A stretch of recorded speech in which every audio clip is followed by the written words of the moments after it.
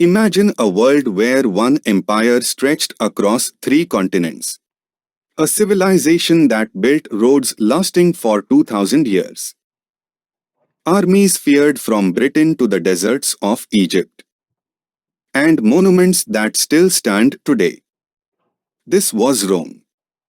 The empire that rose from a small city on the Tiber River to dominate the ancient world. But like all great powers, Rome too would fall.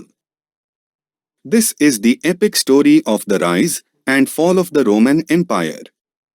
Rome began humbly, around the 8th century BCE, as a small settlement of farmers and shepherds. According to legend, it was founded by Romulus and Remus, twin brothers raised by a she-wolf. By the 6th century BCE, Rome was ruled by kings. But the Romans hated tyranny. Around 509 BCE, they overthrew their monarchy and created the Roman Republic, a government run by elected senators. Rome's armies expanded across Italy and beyond. They fought fierce wars with their neighbors, most famously the Punic Wars against Carthage.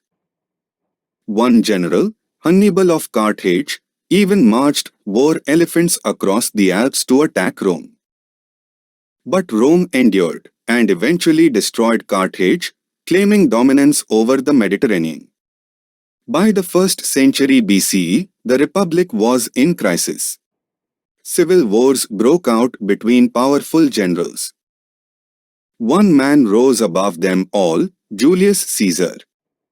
He conquered Gaul, marched his army into Rome, and declared himself dictator for life. But in 1944 BCE, Caesar was assassinated by senators who feared his growing power. From the chaos, Caesar's adopted son Octavian, later known as Augustus, emerged victorious. In 27 BCE, Augustus became the first emperor of Rome.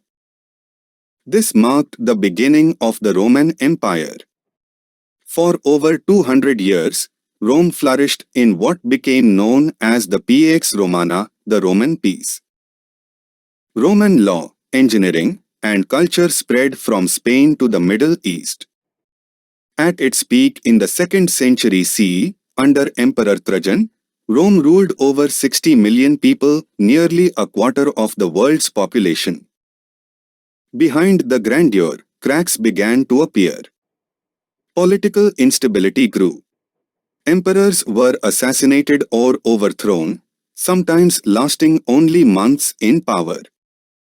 The empire became too large to govern effectively.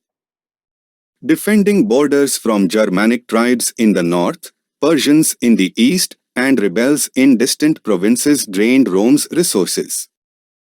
Economic troubles weakened the empire. Heavy taxes, declining trade, and over-reliance on slave labor slowed innovation. The once mighty empire was beginning to stumble.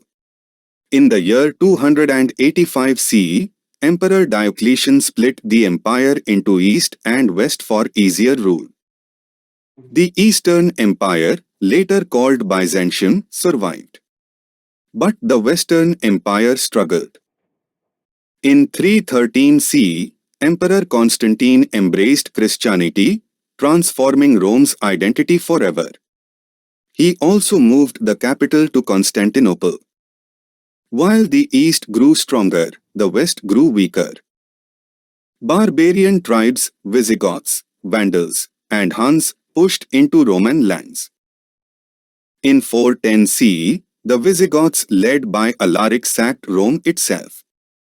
Finally, in 476 CE, the last Roman emperor of the West, Romulus Augustulus, was deposed by a Germanic leader named Odoacer. This moment is remembered as the official fall of the Western Roman Empire. Although Rome fell, its influence never disappeared. Roman law shaped modern justice systems. Roman architecture inspired buildings around the world.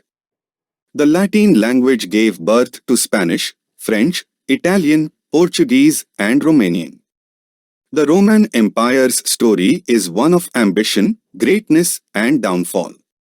It reminds us that no empire is eternal, but ideas, culture, and knowledge can outlast even the mightiest power. This was the story of the rise and fall of the Roman Empire.